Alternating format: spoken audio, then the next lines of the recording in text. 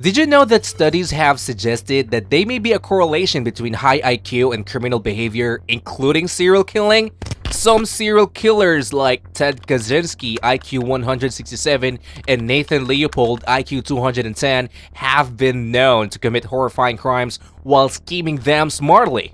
What's up guys? In today's video, we will be talking about the top 7 intelligent serial killers who were not only killer smart, but knew exactly how to evade the police. So, sit back and get spooked. Also, don't forget to like and subscribe. Let's get on with the video.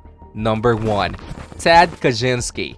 The Unabomber was super intelligent due to his high IQ of 167, and this was evident in his bombing campaign from 1978 to 1995. Kaczynski targeted bombings of individuals and organizations connected to technology and industry, resulting in the deaths of 3 people and the injury of dozens more. His high IQ is depicted in the way he carried out his murderous plans in a calculated manner. And did you know the police couldn't track him down for 2 whole decades? He was able to avoid attention for so long by using a variety of tactics, such as using different types of bomb-making materials and methods to construct his devices, making them difficult to trace. Using coded language and cryptic messages, making it difficult for police to decipher his identity and motives. Operating from remote locations and intermediaries to deliver his bombs, making it hard for the police to trace them back to him. He was smart enough to live in solitary lifestyle in a remote cabin in Montana, which made it difficult for law enforcement to identify him as a suspect. So, how was he captured? Well, Kaczynski was quite a writer. He wrote and published a manifesto in 1996. His work gave his secret away after his brother recognized his writing style in a published manifesto and alerted the authorities. Number 2. Nathan Leopold. Nathan Leopold's high IQ of 210 is believed to have played a role in the planning and execution of the crime he committed. Nathan Leopold was considered to be a child prodigy. One of the cases that showed Nathan Leopold's intelligence was the crime of the century in 1924.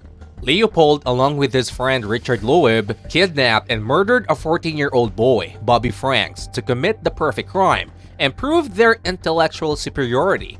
The 2 men had planned the murder in great detail and even went so far as to create alibis and fake ransom notes to throw off the police. However, they were eventually caught due to a series of coincidences and errors, including leaving behind a pair of eyeglasses at the crime scene that was traced back to Leopold. Number 3. Andrew Cunanan.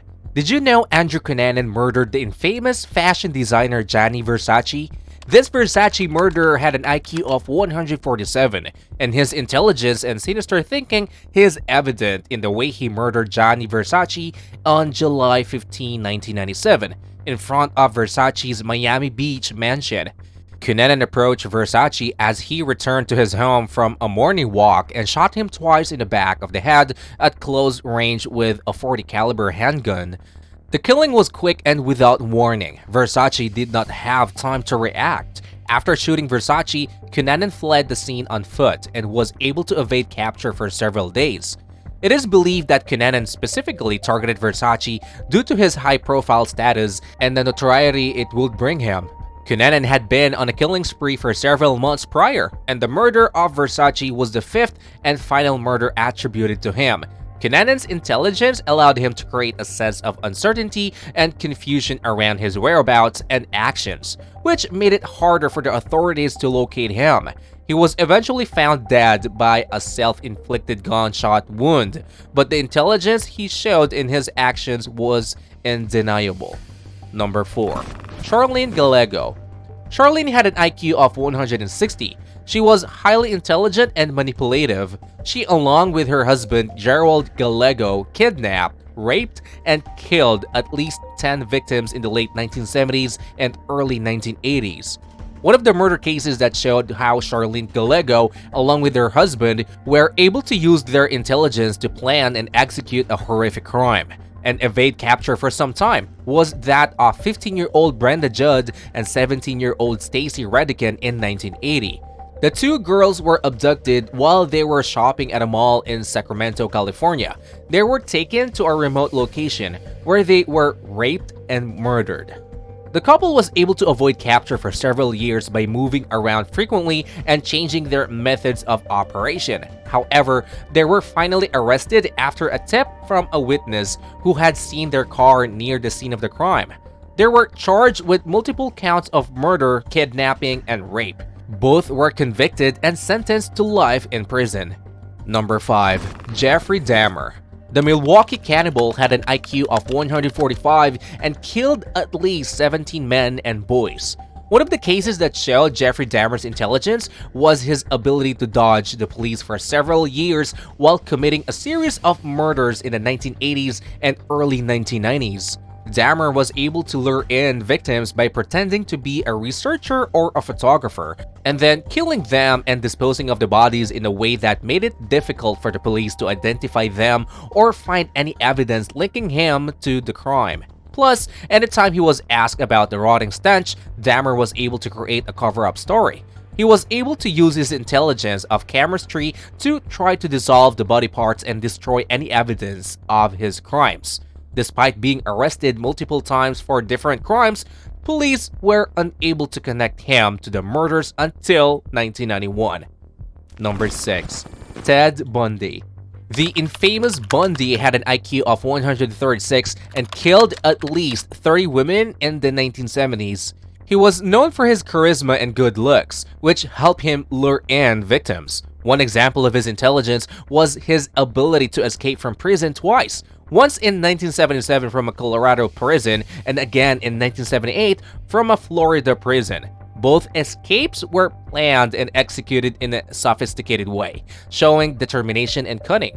Additionally, Bundy was able to use his charm and good looks to gain the trust of his victims and avoid suspicion. He was able to plan and execute his crimes in a way that made it difficult for the police to track him down. Bundy's intelligence allowed him to create a sense of uncertainty and confusion around his whereabouts and actions, which made it harder for the authorities to locate him. It was not until a tip from a witness in a routine traffic stop that he was finally arrested and brought to justice in 1978. The police were able to connect the dots and link him to the murders, and he was arrested and charged with the murder of Kimberly Leach, one of his victims. Bundy was eventually tried and convicted of murder and was sentenced to death by electrocution. He was executed on January 24, 1989. Number 7. Rodney James Alcala. Rodney James Alcala was known as the dating game killer. He had an IQ reported at 170. He killed at least 8 women and girls in the 1970s.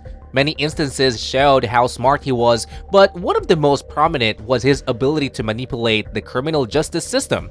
He was first arrested and convicted for the murder of Robin Samsoe, a 12-year-old girl in 1979, but the conviction was overturned on appeal. He was then retried and convicted again in 1980. However, that conviction was also overturned on appeal, and he was released from prison.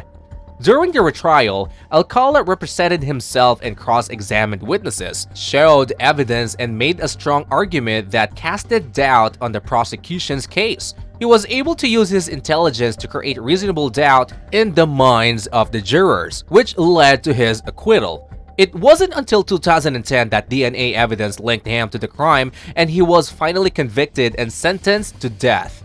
This case is an example of how Alcala's intelligence helped him to manipulate and outsmart the justice system for a time, delaying his capture and allowing him to continue his criminal activities for years.